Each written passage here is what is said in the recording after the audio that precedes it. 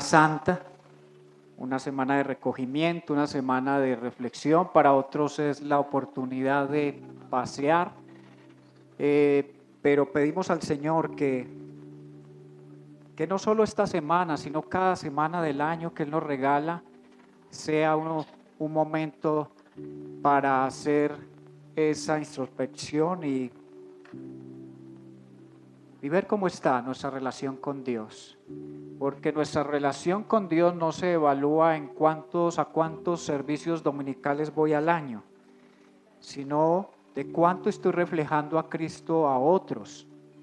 Hablaba ahora con los que están haciendo el curso de bautismo y ustedes saben el compromiso que van a adquirir después de bautizarse. Y es que estamos de alguna forma comunicándole a la iglesia: cuando me observes hablar, actuar, proceder, decidir, vas a ver a Cristo a través de mí. Pero a veces creo que damos esos pasos a la ligera y no nos damos cuenta de lo que eso significa para la vida de una persona que decide identificarse como cristiano. Es mucho más allá que ir a una iglesia, es mucho más allá que hacer cursos para recibir certificados, es mucho más allá que servir, es una entrega de nuestro corazón total a Dios, y eso es lo que pretendemos aprender en esta mañana. Y nos vamos a distanciar un poco del libro de Oseas, de esa serie que venimos trabajando o tratando sobre amores prohibidos. Y hoy vamos a enfocarnos en el Evangelio de Marcos, en el capítulo 14, versículos 3 al 9. Allí hay una historia que seguramente hemos escuchado. Así que vamos a leer la palabra del Señor en el nombre del Padre, del Hijo y del Espíritu Santo. Estando él, es decir Jesús, en Betania, sentado a la mesa en casa de Simón el leproso, vino una mujer con un frasco de alabastro de perfume muy costoso, de nardo puro, y rompió el frasco y lo derramó sobre la cabeza de Jesús. Pero algunos estaban indignados y se decían unos a otros: ¿para qué se ha hecho este desperdicio de perfume? Porque este perfume podía haberse vendido por más de 300 denarios y el dinero dado a los pobres. Y la reprendían. Porque a los pobres, dice Jesús, pero Jesús dijo: déjenla, porque la molestan. Buena obra ha hecho para mí. Porque a los pobres siempre los tendrán con ustedes, y cuando quieran les podrán hacer bien, pero a mí no siempre me tendrán. Ella ha hecho lo que ha podido, se ha anticipado a ungir mi cuerpo para la sepultura.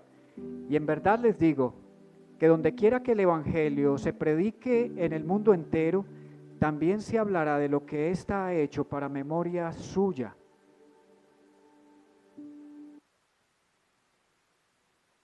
Tomémonos un tiempo para pensar un poco en lo que acabamos de escuchar y que sea Dios obrando en nuestros corazones a través de esta enseñanza de hoy.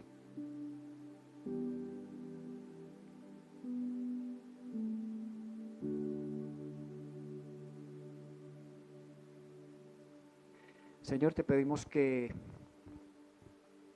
hoy sea la oportunidad de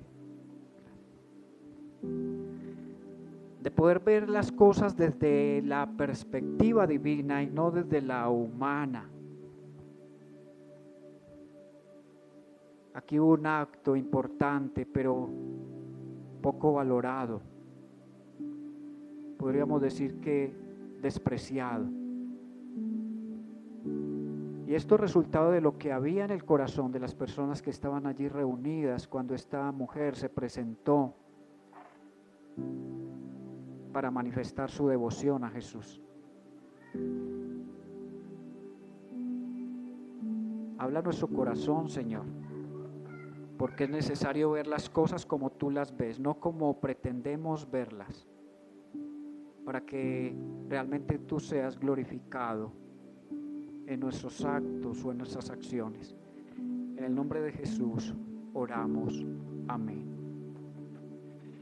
Bueno, iglesia, la idea de esta enseñanza de hoy es ver cómo nuestras acciones deben ser continuamente evaluadas a la luz del Evangelio. Todo lo que usted haga, usted lo puede considerar bueno, regular, deficiente, malo, de acuerdo a su propia opinión. Pero otra cosa es cuando somos evaluados a la luz de las Escrituras. Alguien dice, somos más malvados e imperfectos de lo que jamás nos hubiéramos atrevido a creer. Y al mismo tiempo somos más amados y acogidos de lo que jamás nos hubiéramos atrevido a imaginar. Y el título de esta enseñanza es la extravagancia del amor. Y es lo que hoy queremos ver en la actitud que tuvo esta mujer con Jesús. Y estamos ante un relato con 3 escenas, las cuales nos dejan ver una expresión de amor que desconcertó a la mayoría de quienes estaban reunidos allí con Jesús ese día. Esta historia es especial como la presenta Marcos en su evangelio, porque en los 2 primeros versículos que no tomé, empecé desde el 3, habla de cómo los líderes religiosos, los sacerdotes, los escribas, los fariseos, los saduceos, estaban buscando la oportunidad para atrapar a Jesús y asesinarlo. Y versículos después de esta historia, vemos cómo Judas sale con la intención de decirles a los líderes religiosos que él sabe cómo pueden atrapar a Jesús. Así que la historia que hay aquí en medio de esto es especial porque en medio de todo lo que se viene o que lo que le espera a Jesús, hay un momento donde alguien hace algo por él. En la primera escena entonces podemos ver que esa manifestación de amor no midió el costo. La fe de esta mujer fue movida a la acción motivada por el amor, y eso es importante, que no solo hagamos cosas sin sentido y sin propósito, sino que la fe siempre sea una acción que el amor nos lleve a realizar, por lo cual ella estaba dispuesta a entregar algo que en ese momento para una mujer oriental era muy preciado. En la cultura oriental, las mujeres procuraban ahorrar en sus años de juventud para que en el día de su boda pudieran tener un perfume especial con el cual ella pudieran ungirse para el día de la noche de bodas. Muchos de estos perfumes eran heredados, es decir, las mamás conservaban esos perfumes para darlo como herencia a sus hijas. Pero esta mujer no vio la fecha o el momento de su matrimonio como algo especial, sino que consideró que un momento y alguien especial con que ella podía hacer algo importante con lo que le habían dado como herencia era ungir a Jesús. Por eso esta mujer decidió que debía derramar todo el contenido de ese perfume y no conservó nada. Esto porque es interesante, porque cuando un visitante se hospedaba en la casa de algún judío, una forma de hospitalidad era ungirlo con un poco de aceite, ungirle su cabeza, ungirle sus pies, para que se sintiera limpio allí en ese lugar a la hora de que lo invitaran a comer o a permanecer allí durante la noche. Esta mujer dejó de ver ese perfume como su mayor tesoro para ver a Jesús como algo más grande. Cambió algo material, es decir, un perfume o tal vez una boda, el sueño de tener un esposo, una familia, unos hijos, llevó a cabo este acto por Jesús. Este momento fue tan impactante para Juan, el apóstol, que él agregó algo que no dice aquí Marcos, y es que esta mujer se inclinó, derramó el perfume también en los pies de Jesús y con su cabello secó los pies. No vaya por favor a confundir esta historia con el de la mujer pecadora. Son dos escenas diferentes, son dos mujeres distintas. Así que esta mujer llevó a cabo una función de esclavo. Eso lo hacía un esclavo. Hacer esto era humillarse delante de la persona a quien lo estaba haciendo. Y esta mujer, días antes, había entendido que Jesús era un rey y lo ungió como un rey. Había entendido que Jesús era el Mesías y que tenía autoridad. María también entendió que lo que Jesús había dicho varias veces y que muchos no lo habían tomado como algo importante, y era anunciar que iba a morir. Y esta mujer sí entendió lo que se venía para Jesús y por eso actuó de la manera como actuó y lo ungió. Vemos palabras más o frases más adelante que Jesús les dice: lo que ella ha hecho es prepararme para la sepultura o para mi entierro. En la segunda escena de esta historia, Marcos nos dice que esto llamó la atención de todos los presentes, pero ella no buscaba atención, ella no estaba buscando reconocimiento, porque cuando se ama, eso no se espera. Y qué bueno que no era así, porque esto ocasionó en los seguidores de Jesús lo contrario. Su acto de amor causó indignación y menosprecio hacia ella, ya que fue considerado como un despilfarro, un derroche. ¿Y por quiénes fue considerado un derroche? Por aquellos que rápidamente hicieron una conversión.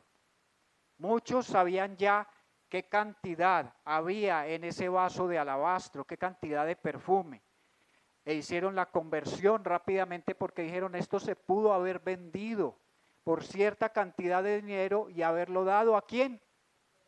A los pobres. Es decir, para muchas de esas personas que habían ahí, Cristo no valía tanto como para derramar un perfume tan costoso. ¿Por qué costoso? Porque muchos dijeron: vale 300 denarios. 300 denarios en la época equivalía a 300 días de trabajo de un trabajador o de un obrero más bien. Piense hoy en alguien que gane bien. Vamos a poner un congresista, no sé, son 48, 50 millones. Haga esa conversión de 300 días de un congresista. Pueden ser unos 480 millones de pesos. Si alguien viene y derrama un perfume de 480 millones sobre el cuerpo de alguien, diría: uy, ¿qué le pasa? ¿Qué es esa extravagancia?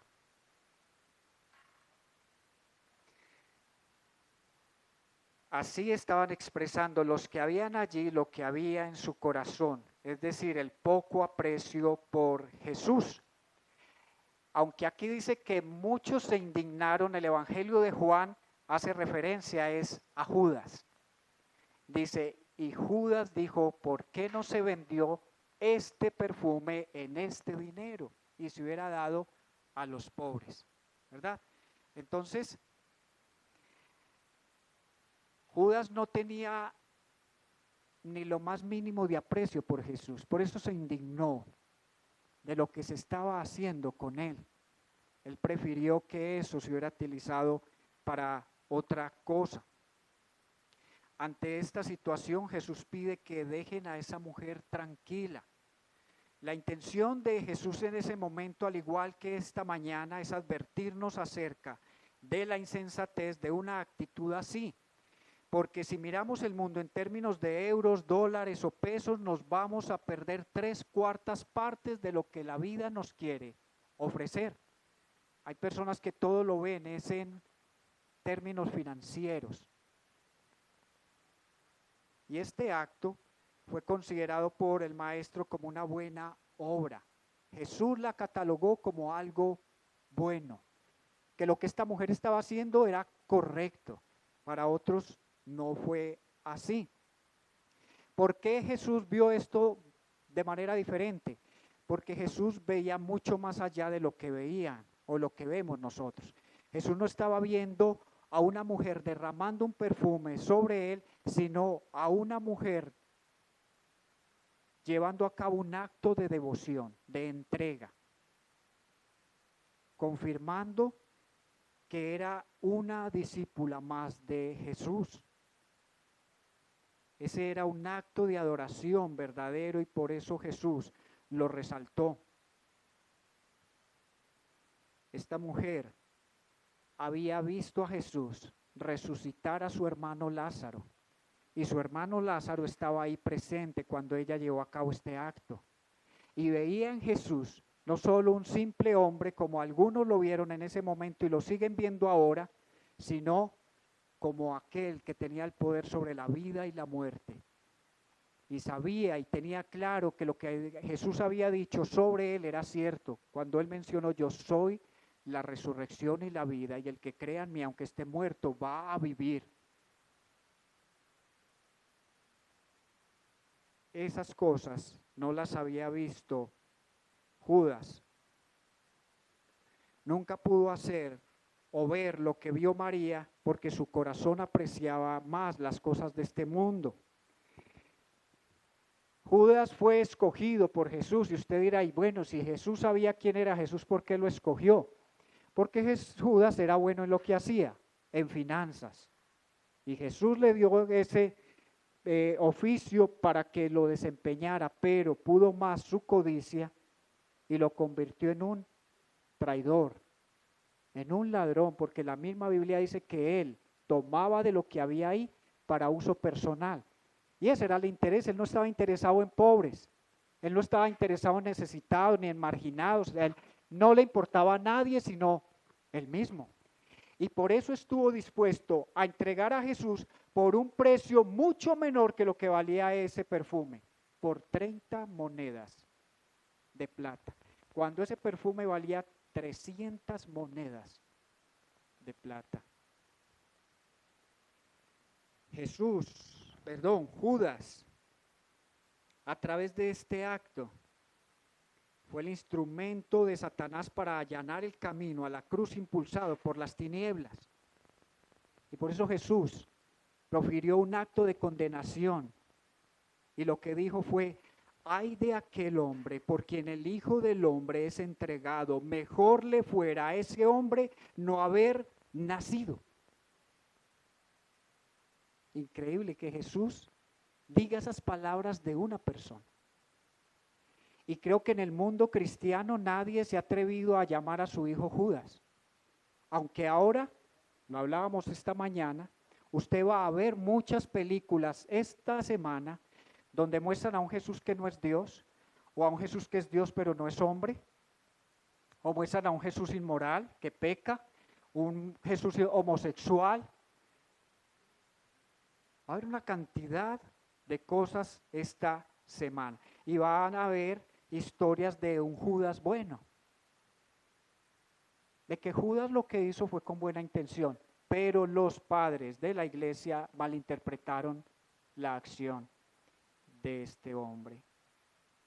Y como última escena vemos el deleite en el resultado, es decir, vemos que la extravagancia, cuando se trata del amor, no mide costos, no busca reconocimiento o que se le elogie, y también ve el deleite en el resultado. Aunque para algunos fue escandaloso, fue extravagante el proceder de esta mujer, ella experimentó el deleite de Jesús en su acto de adoración. Y a pesar de que es totalmente válido ayudar a los desamparados, María aprovechó el momento para hacer algo que solamente pudo hacer entonces, porque nunca se le volvería a presentar una oportunidad como aquella. Fue la sensibilidad de su corazón que la llevó a hacer algo correcto en el momento correcto, tal como lo reconoció Jesús al describirlo como una buena obra.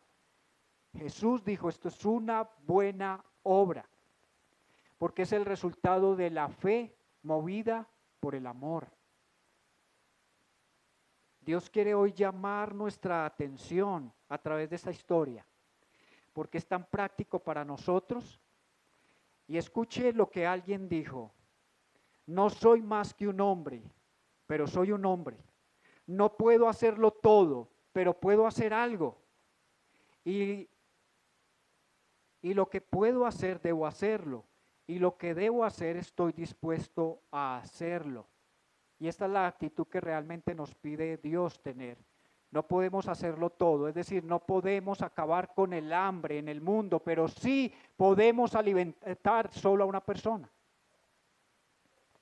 No podemos tal vez acabar con el daño que causa la guerra, la injusticia, la violencia en el mundo, pero sí podemos consolar siquiera una o dos personas a través del mensaje de la palabra de Dios.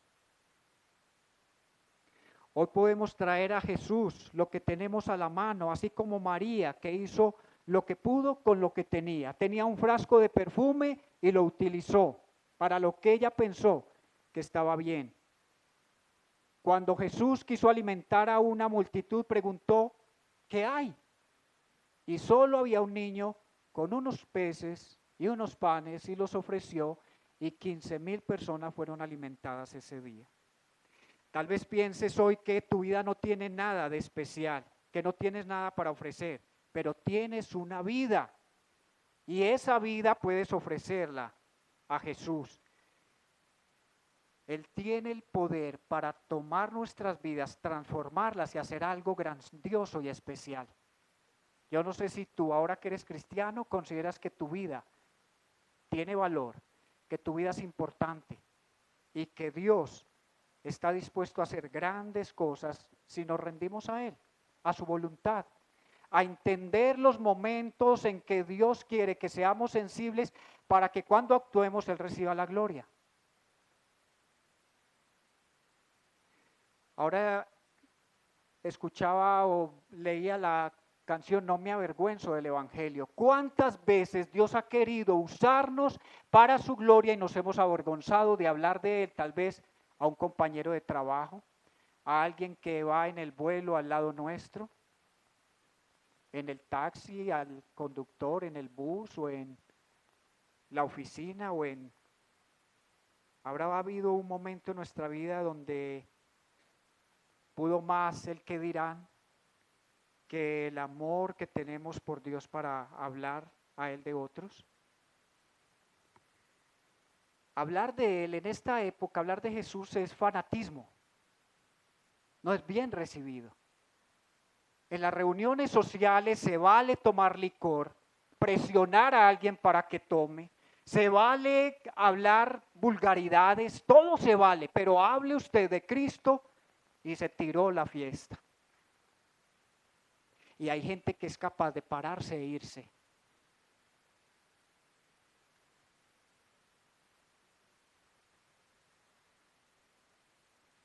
Y hoy la gente sigue lo que le pongan.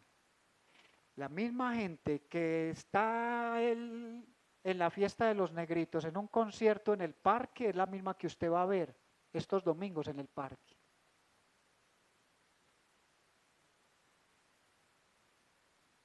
Eso es religiosidad. Pero tener una relación personal con Dios es diferente.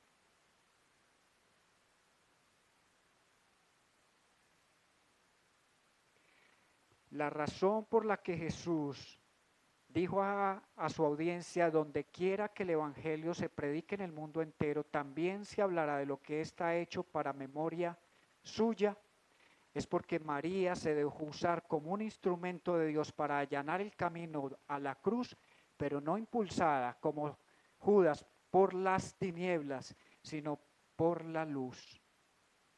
Y fue algo tan memorable, tan digno de ser recordado, que 2000 años después de que Jesús expresó esas palabras, hoy estamos hablando de esta mujer y de lo que ella hizo.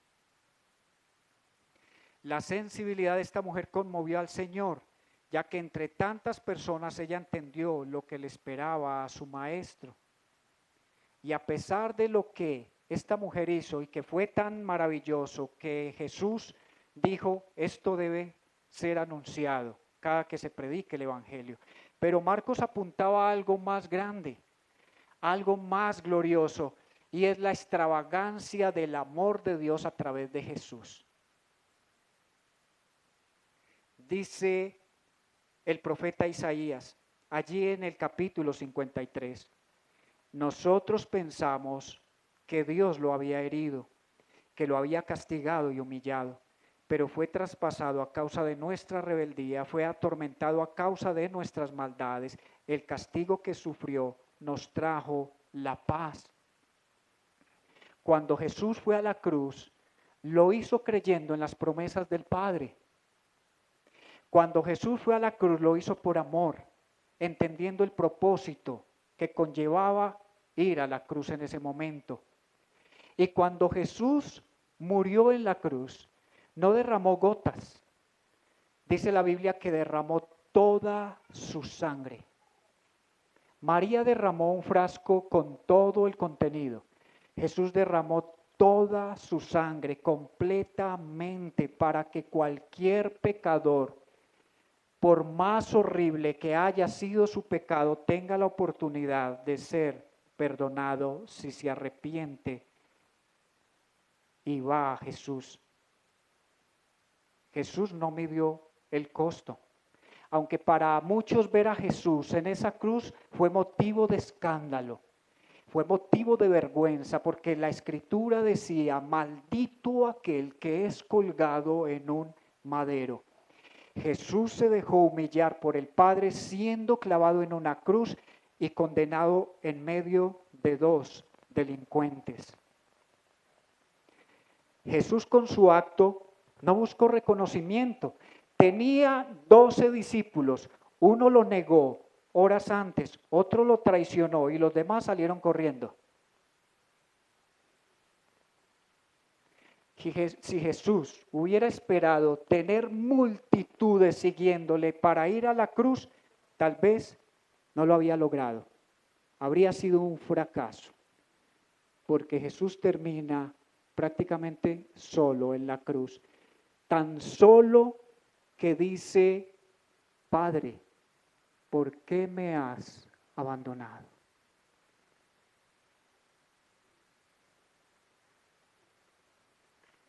¿Por qué Jesús llegó solo a la cruz?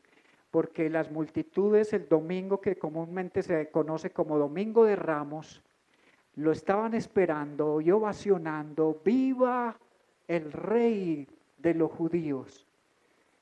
¡Viva el Hijo! ¡Hosana el Hijo de David! Pero todos esos que el domingo estaban gritando, ¡viva el Rey de los judíos!, porque estaban esperando es que Cristo cumpliera sus expectativas. Al viernes estaban gritando, crucifíquenlo, crucifíquenlo, entréguennos a Barrabás.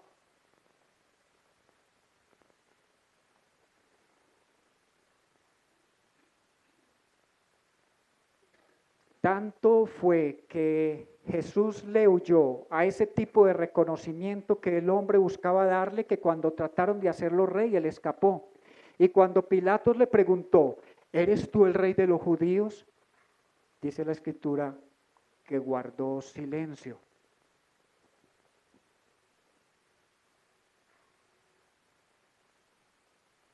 Jesús se deleitó en el resultado y por eso fue a la cruz. ¿Cuál era el resultado de ir a la cruz? Que la humanidad tuviera la oportunidad de ser redimida de sus pecados. Y Jesús, con su muerte y resurrección, estaba asegurando la salvación para los escogidos. Apaguen, eso está apagado. Bueno.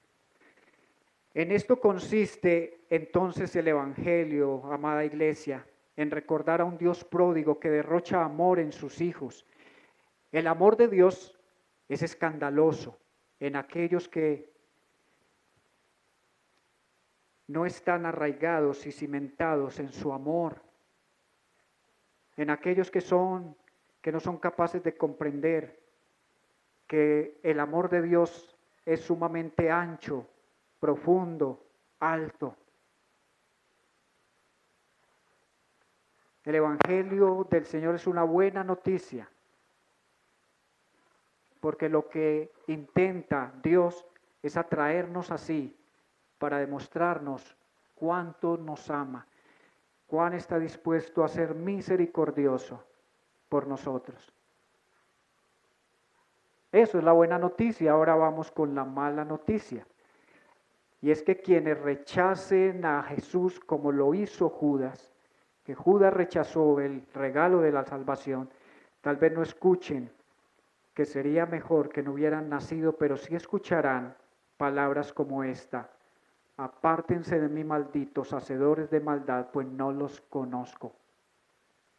Hay gente en esta tierra que es religiosa, pero decide caminar con el mismo corazón con que anduvo Caín, con que anduvo Balaam, con que anduvo Coré, con que anduvo Judas. Hay un libro llamado, no sé si lo ha llegado a leer, se lo recomiendo. No promociono libros, no tengo negocios con ninguna editorial.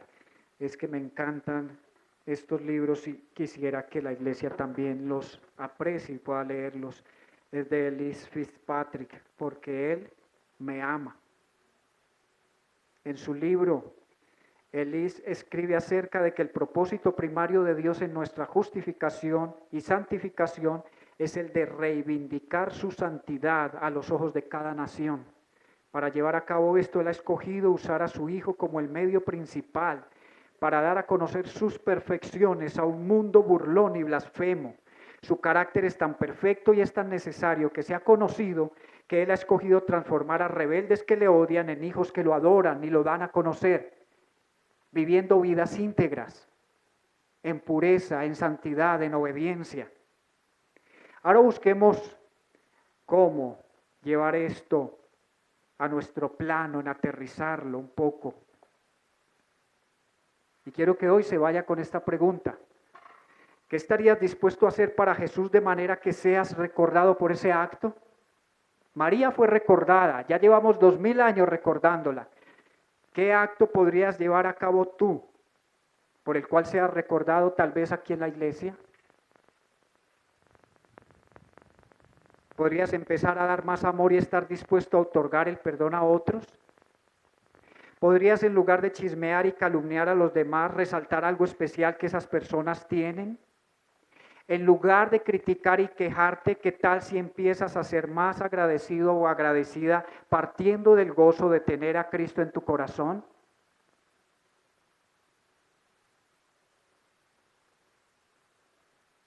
Esa podría ser la tarea para esta semana. Y el llamado que hoy quiere hacer el Señor es que entiendas que hay dos cosas que debes saber y creer. La primera es que necesitas ayuda, que ni tú ni ninguna otra persona te pueden brindar. La segunda es que Jesús el Cristo es la persona que te puede dar esa ayuda. Y si vienes a Él, Él ha prometido: el que a mí viene, no le voy a rechazar. No necesitas entender más que eso. Y si realmente decides creer esta verdad, tu vida, lo aseguro, será transformada para siempre.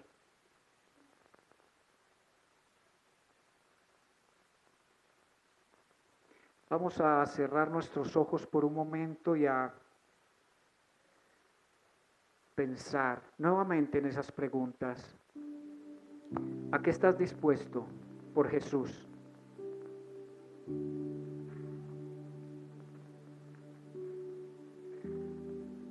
María derramó un vaso de perfume, pero creo que esa mujer habría estado dispuesta a dar su propia vida por su maestro, así como lo hicieron más adelante muchos de sus seguidores. A veces creemos que hemos dado lo suficiente por el Señor, pero tal vez esa ha sido nuestra apreciación o nuestra idea. ¿Será que para Jesús lo que hemos dado ha sido ya suficiente? ¿O nos estamos quedando cortos en lo que deberíamos hacer para el Señor? ¿Cómo estamos en la manifestación de amor por el Señor? ¿Cómo estamos en nuestra obediencia, en nuestro servicio, en nuestro deleite? ¿Si es el Señor nuestro mayor deleite? De tal manera que a la hora de hacer algo por el Señor no midamos el costo. Pero es lamentable que a veces haya tantas excusas para hacer algo por el Señor, que uno piensa, ¿y dónde está el amor de la iglesia por el Señor entonces?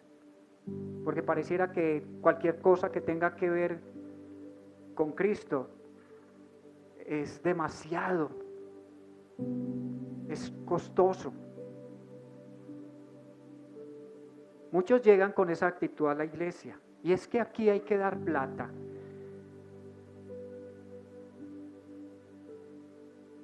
Y es que usted tiene que prestar un servicio y ni le pagan.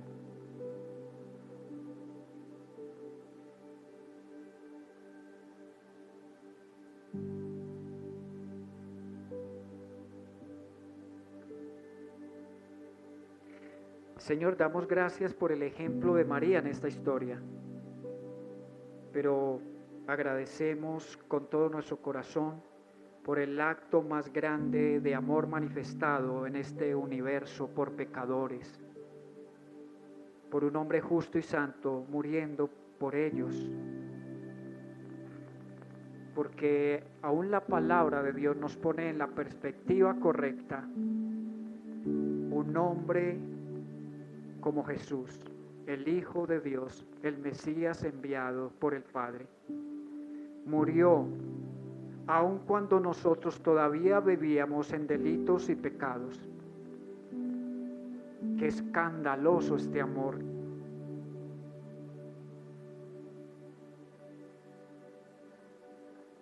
A veces se habla de cierta forma del amor de Dios y la gente se indigna, le molesta. Tanta gracia. Parece de un Padre celestial que no sabe cómo tratar a gente pecadora, rebelde, blasfema, asesina, mentirosa, borracha, chismosa, iracunda.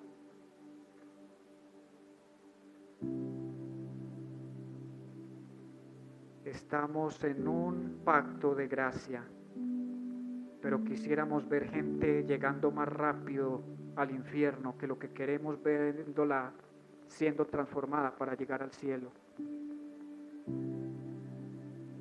Solo piensa en esa persona que te revuelca las entrañas, el solo pensar en ella, el solo pronunciar su nombre te asquea. Quiero decirte que esa persona necesita la misma gracia que necesitamos tú y yo, la misma misericordia, la misma compasión, la misma paciencia. Se nos olvida de dónde nos sacó Dios y por eso al estar de este lado nos volvemos jueces. ¿Qué tal si Dios nos parara en un punto para decidir quién entra a su presencia y quién no? Creo que los primeros que tendríamos que sacarnos así de la camisa seríamos nosotros. Porque si esa es la idea de que vamos a entrar al cielo porque somos mejores que otros, no hemos entendido el Evangelio. Porque de lo vil y menospreciado fue que Dios llamó. Es decir, en palabras paisas, Dios escogió de lo peorcito que había para llamarnos a servirle. Y no de lo peorcito porque hayamos hecho cosas, entre comillas, escandalosas. El solo hecho de ser pecadores delante de Dios ya nos descartaba. Pero en su bondad, en su gracia nos llamó, nos buscó, nos sedujo, nos enamoró, nos perdonó, nos limpió, nos lavó, nos vistió de su justicia y nos dio su Espíritu para santificarnos. Por eso cada hermano en la iglesia es tan precioso y tan valioso, porque Dios está haciendo la obra en cada uno. Pero cuando desconocemos eso, nos atacamos, nos maltratamos, nos envidiamos, nos irritamos.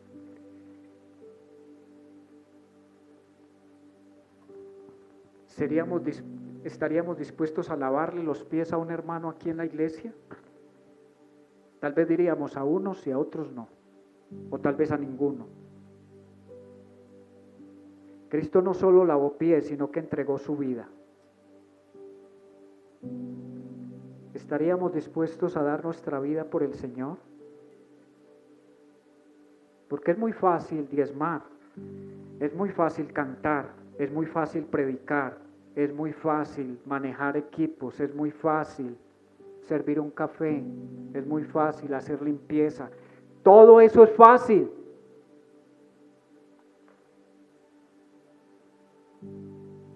Pero morir por el Señor cada día no es tan fácil.